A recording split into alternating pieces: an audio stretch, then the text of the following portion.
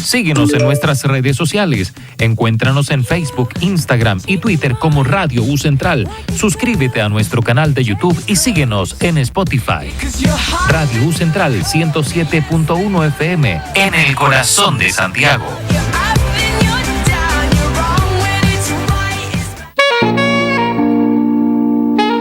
Radio U Central 107.1 FM y radio.ucentral.cl presenta Convocación de Profesor, un programa para reflexionar y pensar sobre nuestra educación. Convocación de Profesor.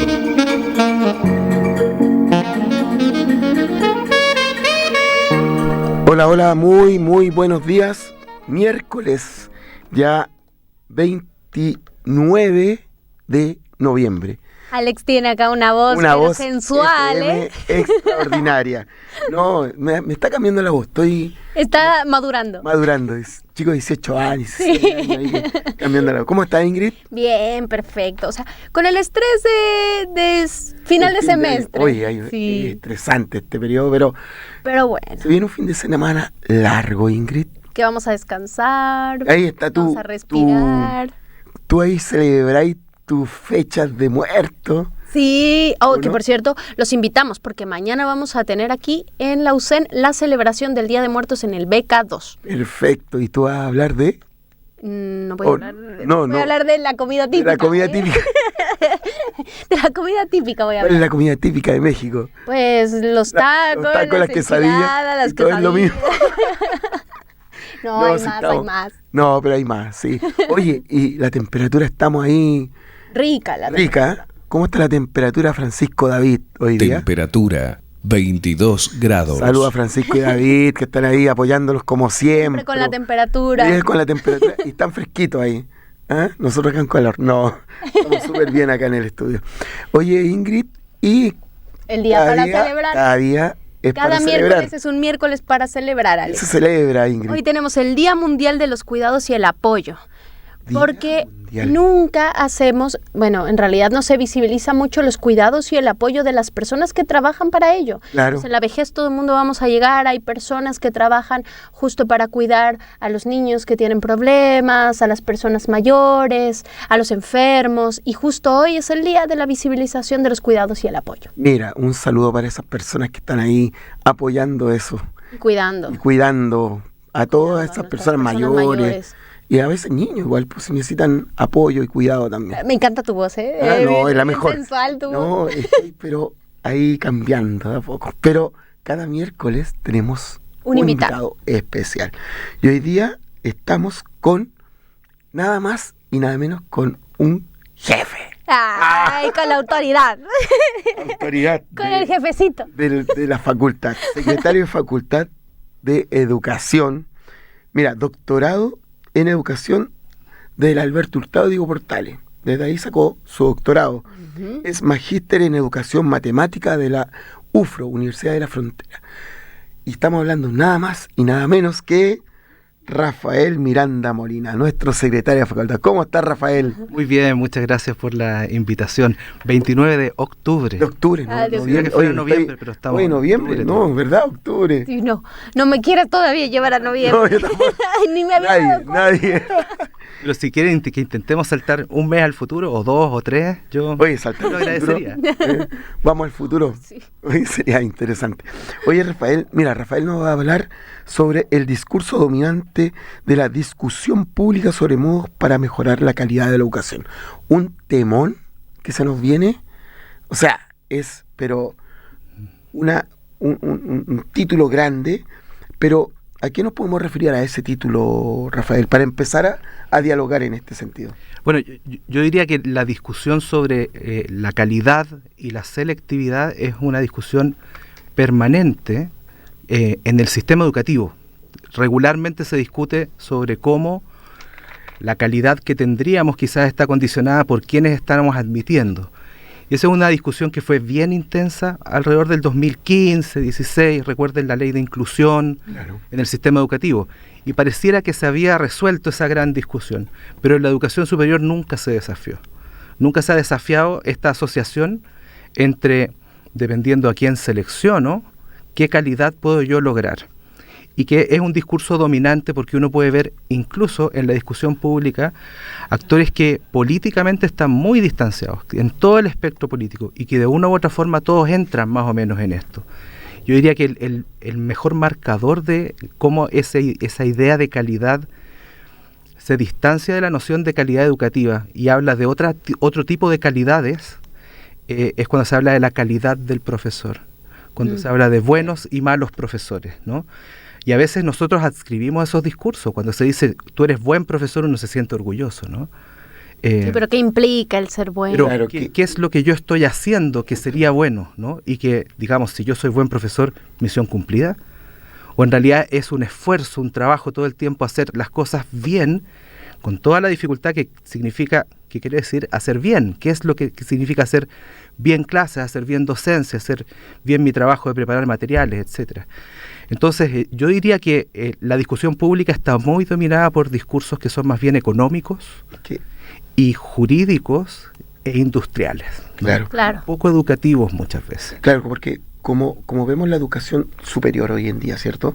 La formación de profesores, ¿cómo ven los programas de pedagogía hoy en día? ¿Cómo se están viendo? ¿Tenemos algunas crisis? Porque vemos hoy día que ingresar a la pedagogía, estamos en una discusión de los puntajes. No, o algo peor, el cierre de las carreras, También pienso yo. hay mucho cierre de carrera se en podría otras hablar de una universidades. crisis porque hay un cierre importante de las Claro. carreras de pedagogía en otras universidades que la UCEN se ha mantenido al no cerrar las carreras de pedagogía y yo creo que es de las pocas universidades del país que se han mantenido en esa línea, pero Hay ha muchas habido universidades muchos cierres. que han cerrado. Entonces, ¿cómo lo ves tú en ese sentido? Bueno, siempre yo creo que es importante ser cuidadoso cuando hablamos de crisis, porque hay una mirada apocalíptica que se nos ha venido viniendo desde, no sé, la pandemia. Siempre ha habido crisis en la educación. Claro. Pero ¿cuál es el carácter de la crisis actual? Especialmente en las pedagogías, yo creo que es algo que hay que examinar. Y yo diría que hay 3 líneas que tensionan mucho a las pedagogías hoy. Algunas son más añosas y otras son más recientes. No podemos dejar de pensar, primero que todo, que el sistema de educación superior se financia con lógicas de mercado. Cuando decimos mercado queremos decir los distintos agentes están compitiendo entre ellos por algo que es escaso, que no alcanza para todos. A mí me gusta la propuesta que hace José Joaquín Brunner en el 2007 con Daniel Uribe, que habla de mercados universitarios. Las universidades compitiendo entre ellas intensamente por 4 cosas, digamos. Por financiamiento, por estudiantes, por académicas y académicos y por prestigio. Y estos mercados están entrelazados. Una forma de ver esa interrelación yo diría que es simple. Es decir, si una institución se desprestigia, corre el riesgo que la elijan menos. Claro. Si la eligen menos, tiene menos estudiantes. Si tiene menos estudiantes, tiene menos financiamiento. Y peligra su sostenibilidad en el tiempo. Por eso uno puede ver las instituciones que se buscan prestigiar de todos modos, en múltiples lugares. En algunos casos es más sutil, ¿no? Vamos a ver que se busca que un académico o académica aparezca en un matinal o en un noticiero. Y esa persona va a llegar con su argumento, con su experticia, pero no nos va a faltar decir académico de tal escuela, ¿no? Eso nos va prestigiando. En otros casos es, no sé si ustedes han visto en redes sociales, universidades que celebran estar en el top 5, top 3 de tal o cual ranking, ¿no?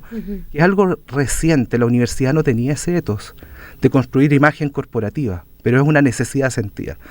Esa es una línea de crisis, ¿no? Y ese sistema de financiamiento está haciendo crisis hace tiempo, porque eventualmente propende, esto es puro neoliberalismo estadounidense, el sistema de voucher que se discutió en el sistema escolar, bueno, en la educación superior pervive. La lógica es que las instituciones que no demuestren suficiente calidad o prestigio van a ser menos elegidas y esperamos que eventualmente desaparezcan, ¿no? Y si uno lo examina en el fondo, es casi algo de darwinismo social. Claro. Que el más fuerte prevalezca y gane más y florezca y el más débil desaparezca. Claro, pero eso del darwinismo social que estás diciendo es muy interesante porque desde el siglo XIX esa cosa se vio que no funcionaba. Entonces yo creo que estas lógicas de mercado que ahora están utilizando, lógicas organicistas decimonónicas, Claro. van también para la baja porque es un modelo que aunque se haya exportado de Norteamérica, es un modelo que ni siquiera ya está funcionando ya. Bueno, un modelo que va a la baja. Algunas personas se irritan cuando lo dice, pero todos los caminos llegan a la dictadura. Si fue en la dictadura cuando se instaló esto sin ningún proceso político en el que se pudiera evaluar. Piensen ustedes los procesos políticos que tenemos hoy para sacar una nueva asignatura. Todas las discusiones que se tienen que hacer. En ese momento no. Llegaron un grupo de economistas fascinados con la escuela de Chicago, con el famoso libro blanco, y la dictadura dijo, ok, hagámoslo. Y otro cliché que también a algunos les tiende a molestar, y los gobiernos de la concertación perfeccionaron esto. No ha habido un gobierno que realmente desafíe estos modelos de mercado, sino que han buscado formas de que sean más eficientes. Ahora tenemos otros propósitos, como por ejemplo que al Estado no le salga tan caro. Todo eso, digamos, afecta a todo el sistema. Pero las pedagogías tienen otras dos líneas de crisis que son más complejas. La otra es que pareciera ser que la cantidad de personas que quieren estudiar pedagogía es cada vez menos, va disminuyendo. Y eso es algo que nos falta examinar qué es lo que está ocurriendo. Yo no sé si hay un buen diagnóstico ahora, pero a mí me hace pensar, ¿será que la profesión docente, por mucho que tiene harto de romántico, también tiene harto de sacrificio? Y los estudiantes conocen qué es ser docente, claro, que los ven, vivieron con ellos en esas condiciones 12 meses, justamente 12 años, ¿no? Justamente la semana pasada tuvimos... Eso estaba pensando, sí. Elige Educar, y nos mencionaba este tema de cómo el docente se sacrifica, y ese sacrificio lo ve la ciudadanía. Sí. Es decir, oye, el docente está de lunes a viernes, de 8 a 5, de 8 a 4, ¿cierto? Pierde tiempo de su familia. Pero en la realidad está más tiempo. Está más tiempo. Entonces, la ciudadanía, claro, tiene una percepción que es un personaje importante dentro de la sociedad, pero a la vez no le gustaría que su hijo estudiara pedagogía, que fuera profesor. O sea, a nosotros, a mí me iba bien en matemáticas, ¿y qué le decían a uno que le iba bien en matemáticas? No estudies pedagogía, estudia ingeniería. Claro. ¿No? Así como diciendo, vas a perder plata. O vas a sacrificarte por nada. Claro. Porque digamos que hoy en día el pago del docente no es muy extraordinario, es un pago muy, muy bajo. Claro, pero mercado. Esto de la vocación profesional es importante. Es que yo creo que sí. O sea, sin vocación tendríamos muchos menos profesores. Yo pienso en la vocación como algo que uno trabaja toda la vida. Toda la vida uno va confirmado, es un cheque en blanco que yo dije, voy a ser profesor, y nunca más examino eso. No, hay momentos de crisis vocacionales que uno va pasando. Pero yo creo que eso pasa en todas las carreras.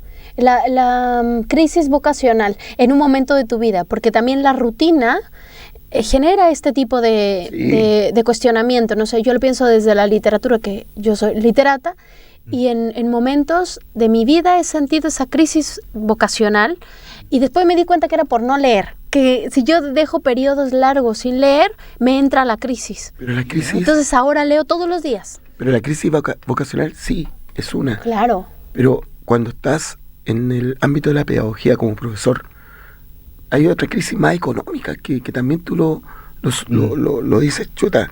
No, pues tiene que ver con todo eso, es porque es relacional. Sí, bueno, en todo caso. Tiene que ver con cómo estoy trabajando, cómo estoy exponiendo mi familia, mi tiempo, mis recursos, cómo no me siento valorada en mi lugar de trabajo, cómo siento que hay peleas con los apoderados, hay peleas con los estudiantes. La deserción hoy en día de jóvenes profesores es enorme. Es alta, los primeros 5 años. Los primeros 5 años es enorme. Ahora, yo creo que es ambivalente el discurso del rol del docente en la sociedad, porque se nos confina en un espacio entre que somos parte del problema y somos parte de la solución. Claro. Por una parte, es muy frecuente que se diga, bueno, necesitamos mejores profesores para mejorar la calidad de la educación. Justamente. En nosotros va a caer, yo no trabajo en el sistema, pero si yo fuera profesor de matemática en el sistema, yo sé que viviría mucha presión por los resultados CIMSE, sí, claro, ¿no? Pero por otro lado está el discurso afirmativo, que es muy romántico y nosotros nos hace sentir orgullosos, y que es decir, es el actor más importante de la sociedad, ¿no? Del docente, gracias al docente tenemos un sistema que está educando a nuestros niños, niñas y jóvenes. Entonces, parte del problema y parte de la solución en ambos casos significa individualizar al docente como el factor de cambio, y no necesariamente mirar las condiciones y otros actores y otras situaciones en donde uno ejerce su trabajo. No todo puede depender del docente, ¿no? Entonces, bueno, eso impacta y otras cosas más. La crisis de violencia interpersonal que tenemos a nivel nacional, que es creciente, también se infiltra al interior de las comunidades escolares y los docentes también han tenido que aprender a lidiar con eso. Entonces tenemos menos docentes. Y luego está el tema de la selectividad. Además de eso, se aspira a elevar las exigencias para entrar a pedagogía como un supuesto medio para mejorar la calidad. Que ese es el punto. Entonces tú estás hablando de 3 líneas de crisis, ¿no? Serían las lógicas de mercado, la vocación profesional que tiene que ver también con la violencia interpersonal y la selectividad. Y porque eso es lo que nos pasa en las pedagogías. Esas últimas 2 líneas no son las que están viviendo otras carreras que también pueden tener dificultades. Además, las pedagogías son hipervigiladas. Sí. Son las únicas carreras con acreditación obligatoria. Constante, y es que es muy intensa porque no solo son los criterios de la CNA, también son los nuevos estándares de la profesión docente. Claro. Entonces, ese nivel de exigencia finalmente nos mete en una crisis en la que uno se pregunta, especialmente respecto a estos nuevos criterios de admisión, si ese era el propósito, si el propósito de eso era fortalecer la formación inicial docente, desfinanciándola indirectamente, ¿vamos a realmente fortalecerla? Porque tenemos los casos extremos, como mencionabas tú, de que algunos programas van a cerrarlos, ¿no? Porque a las universidades se les empuja a pensar como empresa y no como institución educativa. Claro. ¿No es sustentable esta carrera? Bueno, entonces la cierro. ¿No? Así cuál emprendimiento, cuál empresa. Pero hay gradientes. Otras carreras, en cambio, van a seguir existiendo, pero desfinanciadas. Y eso va a impactar en la calidad de la formación inicial docente.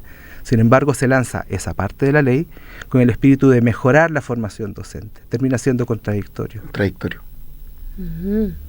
interesante. Oye, ¿qué elementos crees tú que marcan el fenómeno de la crisis de la pedagogía? Estamos hablando de políticas de mercado, vocación pedagógico, temas generacionales. No sé si nos puedas más ahondar en eso.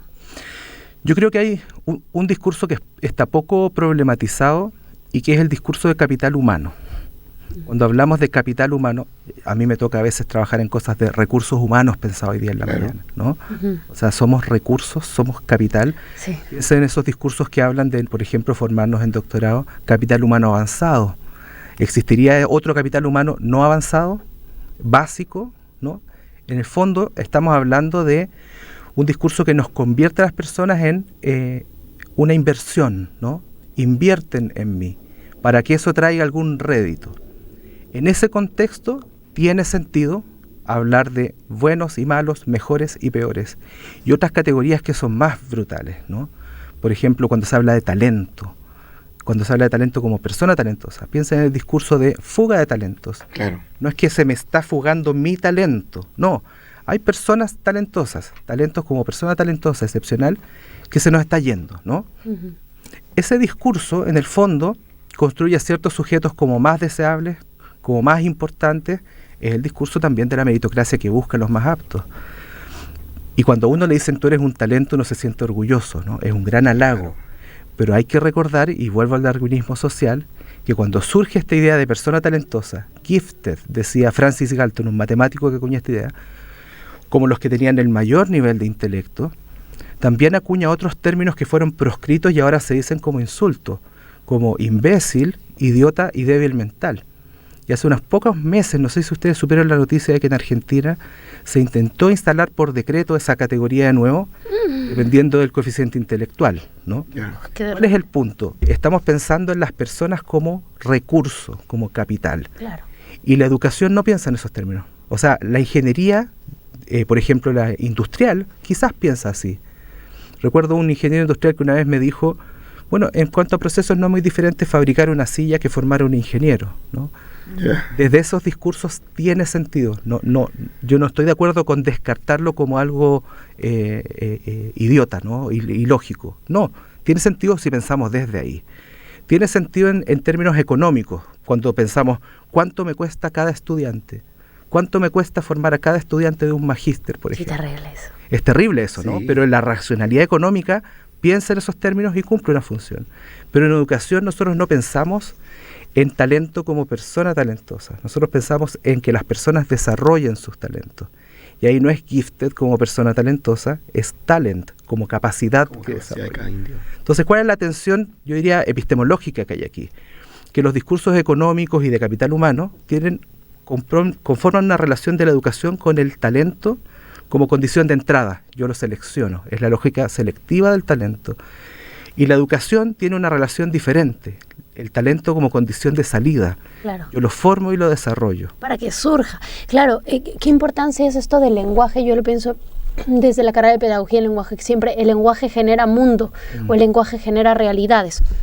Entonces, qué importante que cuando tú introduces términos económicos a las lógicas educativas, lo que estás haciendo es una mercantilización. Por ejemplo, ahora que hablabas del capital humano, ¿qué significa capital humano? Si capital tiene una raíz etimológica que es caput e itis, que significa cabeza de ganado. Desde la Edad Media, Adam Smith lo muestra, que es cabeza de ganado. Así surge la palabra capital. Entonces, capital humano son cabezas de ganado humano, Claro. que en realidad se están utilizando para favorecer a la industria. Y entonces no es casual que desde el capital, que se está utilizando desde la latina etimológica hasta el filósofo económico contemporáneo, que es Adam Smith, de la modernidad, nos pueda mostrar, porque Adam Smith también tiene una metáfora del carnicero. Entonces, qué importante que sea la carne, el cabeza de ganado, el capitalismo, lo que está moviendo a la educación. Entonces, somos sujetos que están siendo seleccionados para el capital y no seleccionados, como tú dices, para desarrollar sus atributos o sus habilidades en el tiempo. Entonces, también qué importante esto de la selección, de analizarlo desde el punto de vista lingüístico. Del lenguaje, es que yo creo Claro. que en el lenguaje está la clave. Cuando uno empieza a analizar cuál es la jerga de la que yo me apropio. Claro, como pensaba, la educación de calidad. ¿Qué implica educación de calidad? ¿Y qué es lo que piden los estudiantes cuando dicen educación de calidad? Sabemos que hay un programa anterior a nosotros que dice hablemos de calidad, y de eso se trata, Claro. ¿no? Porque al final se está incorporando en los términos de la CNA. Pero lo que estamos viendo acá es que yo, que por ejemplo que dirijo un magíster, siempre traigo una pelea, porque mi magíster es de arte, y siempre traigo una pelea con los estudiantes, y yo les digo, a ver, yo no doy calidad en el sentido de la calidad, que me están viendo, todos los estudiantes se me paran así. Le digo, no, porque yo no vendo yogurt. Es que es el Yo no voy a dar yo no te vendo a ti como un compro producto. ese discurso. Yo doy un proceso de acompañamiento donde tú te equivocas y yo te tengo que ayudar. Yo me equivoco y tú me lo tienes que hacer ver. Entonces, Porque esa es la educación, una retribución. mira, me tomaste una idea que tenía, porque cuando hablamos de calidad, hablamos de algo como del mercado. No sé, algo mercado. Esto es de Algo calidad. mercantil, claro. ¿Esto es de calidad o no es de No calidad? es de calidad. Entonces, cuando sea el discurso hoy día, hablamos que el docente tiene que ser de calidad. ¿Cómo tú lo puedes ver esa aproximación en cuanto a este producto? Porque el producto es de calidad. Sí. ¿Cómo se puede entender eso? Bueno, yo diría, no había pensado en la palabra calidad. Todas estas palabras que son tan importantes en el sistema, calidad, inclusión, Claro. pensemos en los grandes, esos que tienen, Grande eje de temático. son valores, están letreros con luces de neones, Claro. la universidad se la juega por la inclusión. Todas esas palabras muchas veces terminan siendo una especie de significante vacío. Justamente. Todos hablamos mucho de eso, pero hablamos en las mismas formas, entendemos lo mismo por calidad. Y a mí me da la impresión que la idea de calidad no viene de la educación, sino que viene de otros lugares, ¿no? Es un sistema económico Entonces, neoliberal. que Económico, viene de allá. quizás antes del neoliberalismo. Quizás tiene que ver algo con el fordismo, con la producción en serie y el control de calidad, ¿no? Como me aseguro que, porque a veces calidad quiere decir como algo de estandarizar, así como asegurarme que cada paquete de galletas que yo saque Es que eso tenga la es- misma calidad, eso es un calidad. mínimo de calidad y la misma calidad, ¿no? Entonces yo aseguro que estas galletas son de esa forma. ¿Qué ocurre, pienso yo? Y por eso yo creo que lo que nosotros los docentes deberíamos pensar es cómo recuperamos lo educativo, porque el terreno educativo está siendo gobernado por saberes económicos, por saberes jurídicos, por saberes industriales. Entonces, piensen que el neoliberalismo era teoría económica, pero se implementó para gobernar otros espacios de la sociedad. Pensar la educación desde una mirada económica significa pensar en cuestiones que no tienen que ver esencialmente con el aprendizaje, con el hecho pedagógico. Tienen que ver con otras cosas, con cuánto vale, con cómo se suministra, en cuánto lo vendo, con cómo lo estandarizo. Entonces, El otro día tuve una conversación con una colega que hablaba de la celebración del Día del Profesor, en la que a veces podían llegar personas que no son profesores. Y entonces ella decía muy cómicamente, oye, yo no voy al Día del Ingeniero a celebrar, ¿no? Entonces este es nuestro día como profesores. Bueno, ¿cuál es el punto? Que si uno presta atención, y yo lo siento mucho como secretario de facultad, yo veo gestión, el espacio para la educación en lo que nos toca gestionar en la universidad es muy confinado y está rodeado de capas que son económicas, jurídicas y son también de sistemas. Piensa en la procesología, por ejemplo, ¿no? Esta estandarización. Piensa en el sistema SST Chile, que tiene mucho de educativo, pero también de estandarizar el currículum y la enseñanza. Y la predilección a veces por plataformas que automatizan las evaluaciones, ¿no? Todas esas cosas, no podríamos decir eso solo educación, es educación colonizada por otros saberes. Entonces piensen ustedes si ocurriera algo diferente. Claro. Y nos vamos al terreno médico y decimos, no, aquí hay que meter educación, entonces usted opere, y si su paciente se le muere, no importa, queda el aprendizaje.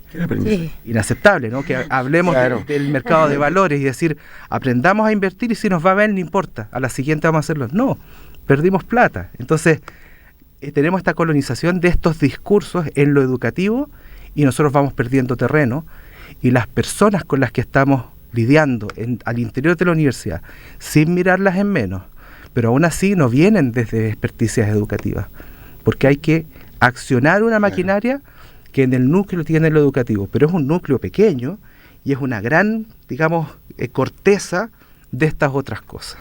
Sí. Oye, interesante, pero queda, no sé, a mí me llama la atención, ¿desde cuándo empezamos a incorporar la palabra o el concepto calidad en la educación? O sea, yo no sé por qué. No me acuerdo porque ese concepto ingresó. Es que esta cosa es muy de Chile, muy de acá. Ingresó y ya. Es muy intenso acá, ¿no? Claro. Muy intenso. Mira, yo me acuerdo en ese tiempo yo estaba en la maestría. Me acuerdo que leí un texto de un autor crítico literario que ahora es amigo mío, que se llama Raúl Rodríguez, a quien le mandamos saludos porque está en la Universidad de Valparaíso. Y me acuerdo que cuando yo lo leí, espero que sí, y que él es, por cierto, tiene la editorial de Mímesis, y cuando yo lo leí por primera vez que estaba en la maestría, yo dije, oh sí, la universidad como una maquinaria de pensamiento, destruir, no sé, uno pensaba en otras cosas, revolucionaria. Y en realidad cuando llegué a este país y empecé a entrar en las lógicas de acá, dije, no entendía nada yo. Como que uno no... En otro país no se entiende esa lógica. Claro. Y acá sí tiene una lógica mercantil muy fuerte. Sí. Muy, muy fuerte. Porque un profesor es como si fuera un médico, no se puede equivocar. Y si se equivoca, las consecuencias son terribles. Claro. Y creo que el problema es utilizar el lenguaje de esa manera y generar también un lenguaje en los estudiantes de esa manera. Porque las exigencias...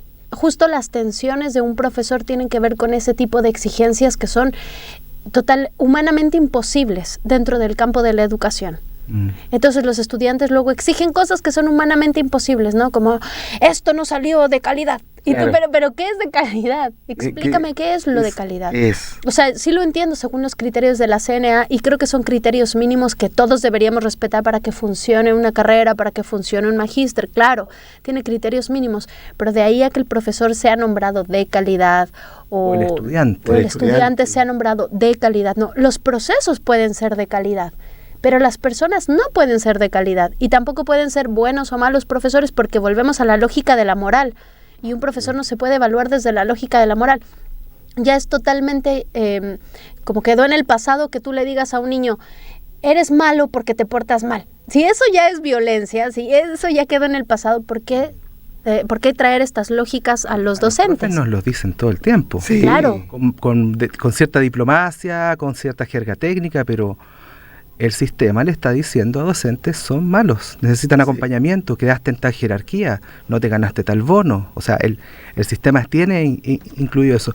Yo entiendo, tengo poco conocimiento de calidad, pero sí entiendo que esto viene de la industrialización. Un primer enfoque que tuvo mucho impacto, al menos acá, que era industrial, era el control total de la calidad. Claro. Que era un modelo asiático, ¿no? y que tenía que ver con cierto Fordismo, ¿no? ¿Cómo nos aseguramos que vamos produciendo ciertos productos en serie, asegurarnos que logren estándares mínimos y que esos se sostengan? Ahora, cuando se trata, la vertiente que llega a nosotros es la de servicios, más que la de productos. Uh-huh. Pero aún así significaba en algún momento medir algo y decir, este servicio se entregó de tal calidad. Y en nuestro caso, ese servicio se mide por aprendizaje y otros desempeños.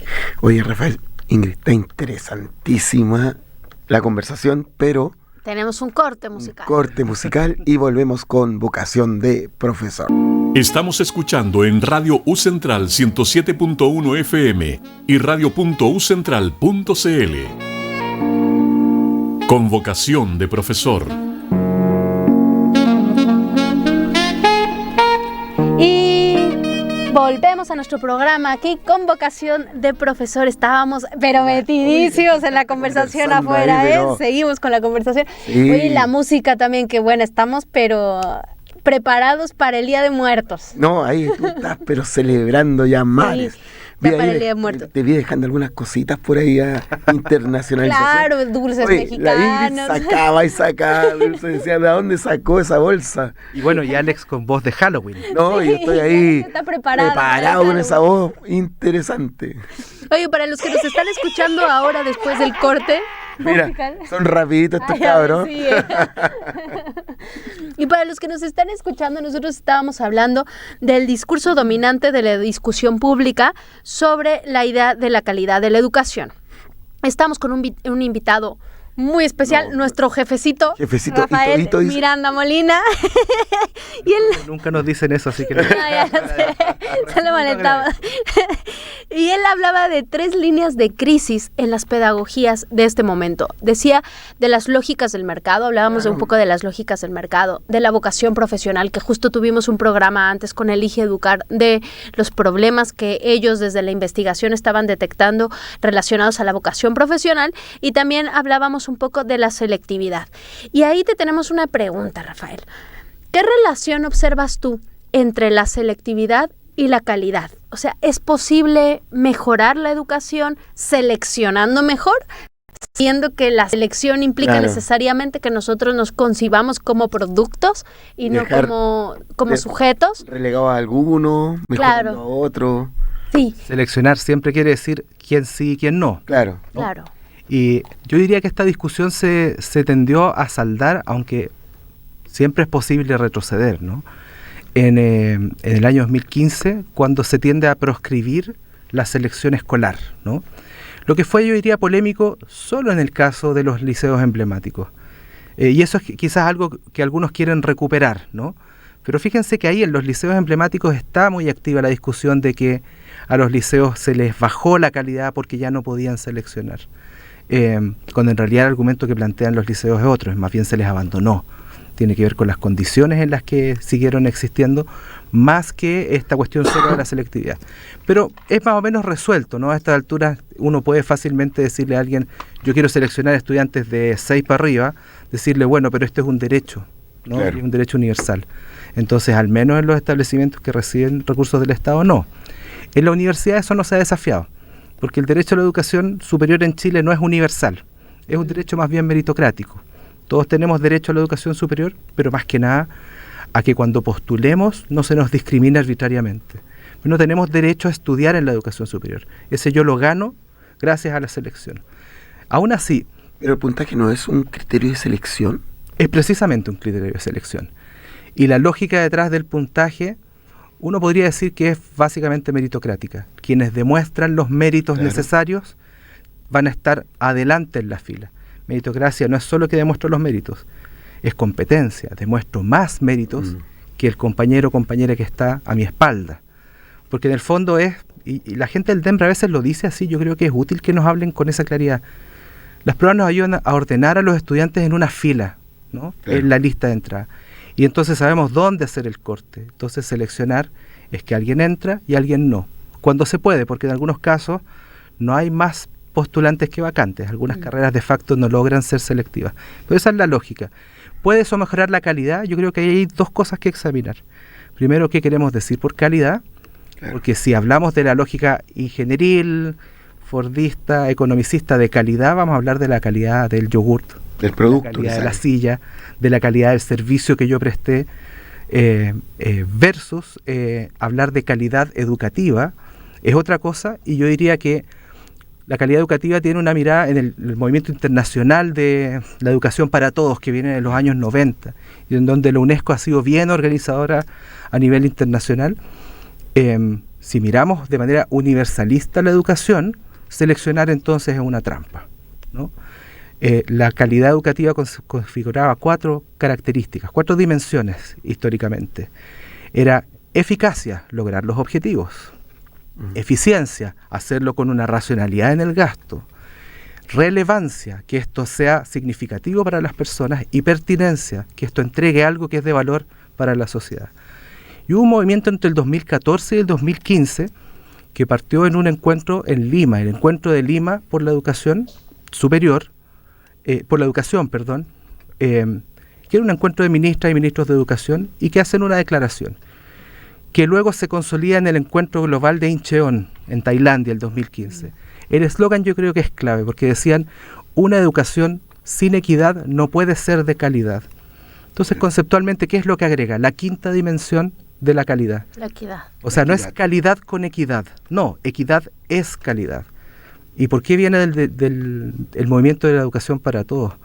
Porque si decimos, la educación queremos que sea de calidad, pero para ciertos grupos solamente. Sí, volvemos a volvemos a generar las mismas barreras. Entonces, ese marco conceptual yo creo que nos ayuda a pensar, si queremos pensar la educación de calidad en la educación superior, inevitablemente va a tener una tensión con la selectividad, porque vamos a estar pensando educación superior de calidad, pero solo para los meritorios. Claro, pero me llama a ver, viendo el tema de los colegios emblemáticos que tomaste tú, porque igual me quedó marcado, estos colegios emblemáticos hoy en día dejaron de ser emblemáticos porque bajaron su calidad. Es que son emblemáticos de distintas formas que... Sí, claro, son emblemáticas por la historia, pero ellos tenían una educación privilegiada, digamos así. Entonces, con toda esta reforma de la educación, ¿cierto? Que ya no se permite la selección, ¿cierto? ¿No era mejor mantener la selección en estos colegios y fortalecer la educación para que todos apunten al nivel de este colegio? No sé. No, pero ¿cómo podrías mantener la selección en unos colegios y empujar a todos hacia allá? Eso es justo la contradicción, no se podría. Pero saben que esa discusión por eso son emblemáticos por muchas razones diferentes. Claro, entonces no solo porque eran considerados de mayor calidad, al interior de algunos decían: aquí formamos a todos los presidentes de la República, cosa que de un tiempo a esta parte ya no ocurrió. ¿Cierto? Y eran los mejores puntajes nacionales. Eran los mejores puntajes, etcétera. Sí. A mí me parece que esa discusión es atendible, aunque el principio de calidad que enfrenta la selectividad en la educación general, que es universalista y es obligatoria, ¿cierto? Sería como una nota al pie, pero como política pública puede ser simbólico, pero en los números no es significativo. Yeah. Y por eso yo diría que cuando se discutía sobre la selección, enarbolando el caso de los emblemáticos, estamos hablando de ¿cuántos establecimientos? 8, 10, ya lleguemos a 20, pero el grueso de los establecimientos que no los señalizamos como emblemáticos son los que educan a la mayoría de la población. Y en ese punto, al menos, a mí no me hubiera dolido políticamente como profesor que se hubiera dicho: ok, no más selección, salvo los emblemáticos. Se hubiera traicionado un principio, creo yo, pero en la práctica es avance igual, ¿no? Y quizás políticamente ese era el avance más sustentable, porque luego los emblemáticos, viene de vuelta la discusión diciendo: se está arruinando la calidad de la educación, y los emblemáticos son un ejemplo. Los emblemáticos son un grupo así de pequeño, no es representativo de las reformas. Quizás se podría retroceder con los emblemáticos. A mí no me duele especialmente eso, claro, pero que se seleccionara de formas directas y encubiertas, eso era un problema. entrevistas a padres que en cierta medida tanteaban cuestiones socioeconómicas, una barrera de pago que en el fondo era una selección socioeconómica, el que se exigiera cierto desempeño sabiendo que el desempeño tiende a correlacionar con el nivel socioeconómico. Esas formas de selección para toda la población era un gran problema que reproducía segregación, porque el sistema mostraba que había mayor segregación educativa que territorial. Entonces el problema de los barrios se incrementó, digamos, ¿no? Claro, fuertes. Fuerte, pero Sí. igual tomando ejemplo de los emblemáticos, ese ejemplo no podría haberse bajado Sí, se podría haber bajado. para los colegios. O sea, piensen ustedes que primero está la discusión de diseñar políticas públicas, Claro. mucha discusión pública, finalmente llega al Congreso, ¿no? Justamente. Entonces, y en el Congreso, en las comisiones de educación, hay veces en que uno escucha discusiones bien poco educativas. Uno suele encontrar personas con involucramiento en educación en esas comisiones, pero hay veces en que algunos, y algunas honorables, en esas comisiones uno dice, pucha, no sé si a ustedes les pasa, pero a mí como sintiéndome en el gremio profesor, yo digo, esta persona está hablando de educación sin saber de educación. Y cuando hablen de salud sin saber salud, ¿los médicos sentirán esa misma sensación? Yo creo que sí. Ojalá, ¿no? Entonces, Sí, porque, no sé, hierve la sangre cuando empiezan a hablarte de... Como si fueran números los estudiantes, como Sí. en México tenemos una frase como si fueran enchiladas, ¿no? Como si estuvieras sacando enchiladas. No, si son seres humanos. a cuando yo fui a México el 2023, escuchaba académicos en la UNAM diciendo, están convirtiendo la educación en mercancía, y levantaban la mano izquierda, por supuesto. Claro. Y yo tenía una doble sensación. Una, es raro para mí escuchar eso porque vengo de Chile. Y dos, igual es como un eslogan sesentero, así como de político de izquierda de los 60, pero el argumento persiste. Solo Sí. que en Chile se discute muy, muy poco. Por ejemplo, a mí Bravo. me sorprenden las discusiones que hemos tenido acá con Elige Educar sobre el problema de la vocación docente, ¿no? Y yo lo contaba en el programa pasado, que ser profesor en México es tener un etos que aquí no veo. Claro. Pero ser profesor allá es como, eres Estatus. profesor, o sea, no importa si eres de colegio o eres académico, eres profesor. Eres profesor. O sea, se te respeta como el profesor. De hecho, hay comunidades que tienen muchos problemas de delincuencia, y me acuerdo que mi mamá, que es profesora, le decía a sus estudiantes que fueran con la vestimenta de profesor, y decía, no se la vayan a quitar en el autobús. Se subían a los camiones, asaltaban, y decían los asaltantes, a todos menos a las profesoras. A las profesoras no se les toca. No se les Son toca. netos de profesor. Entonces también eso es importante. ¿Por qué? Porque no entra en las lógicas del mercado, porque entra en las lógicas de la formación de persona. Claro. De hecho, las universidades tienen zonas, por ejemplo, las cafeterías. Cuando se creó la UAM en México, tenía la idea, Villoro, el papá de Juan Villoro, del escritor, cuando crea la UAM dice, vamos a hacer una cafetería y hay que traer a meseros para que estén atendiendo a todos. Y decían, ay, pero ¿cómo vas a gastar en eso? Y decían, ¿qué? ¿Los estudiantes no tienen derecho a ver que sus condiciones pueden cambiar si son estudiantes? Si ellos estudian y trabajan y después ganan, ¿no tienen derecho a que sus condiciones cambien? Y decía, y tenemos que subsidiar la cafetería. Entonces los costos de la cafetería eran súper bajos, y decía, y tenemos que abrir las puertas porque la universidad tiene que favorecer a las comunidades. Entonces las señoras deben entrar con sus hijos a comer a esta universidad. Entonces Universidad con puerta abierta. era una idea de la universidad para favorecer a las comunidades. La universidad queda así, de Arica, la Universidad de Tarapacá. Ellos no hay rejas que soporten el ingreso, y tú puedes pasar de una calle a otra, de una población a otra, por la universidad. Y me llamó la atención, siendo yo de Arica, no la conocía, entonces yo fui a verla y claro, tú pasas ahí en bicicleta de un lugar a otro, pasas ahí la señora comprando de un lugar a otro. Universidad como abierta.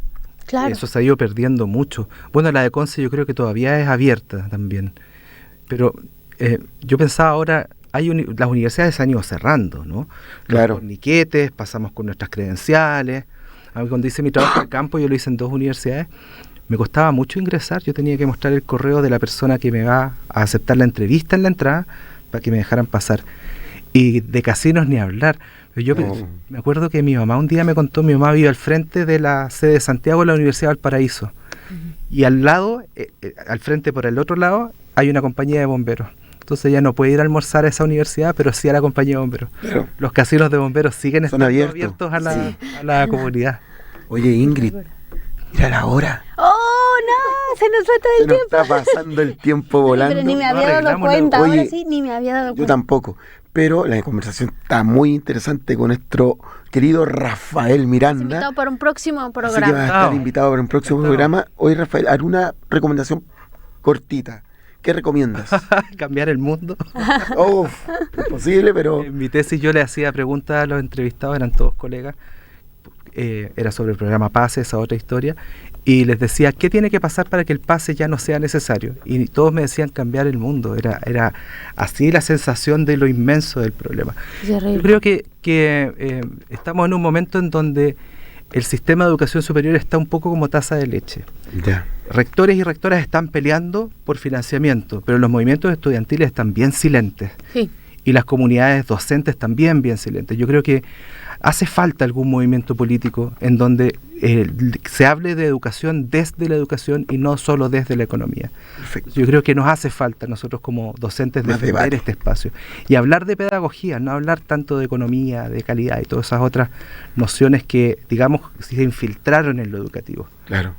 Ingrid, recomendación, saludo. Yo recomiendo algo. Siempre hemos hablado de nuestros programas anteriores. Sí. Entonces yo recomiendo que los busquen en YouTube. Convocación de profesor desde YouTube, los programas anteriores para que no se los pierdan y puedan seguir el hilo de la El conversación. hilo de las conversaciones que tenemos. Oye, no, un saludo a la carrera, un saludo. Hoy día estamos en una actividad ahí de la carrera de Pedagogía y Educación Física. Están todos ahí metidos, así que yo creo que me están escuchando pocos. Y con esta voz peor. Sí. Así que nada, pues, saludos Rafael, muchas gracias por Muchas estar gracias. acá. Gracias. Un gusto. Ingrid, nos estamos viendo el próximo miércoles, así que nos vemos próximo miércoles con Vocación de Profesor. Saludos a todos.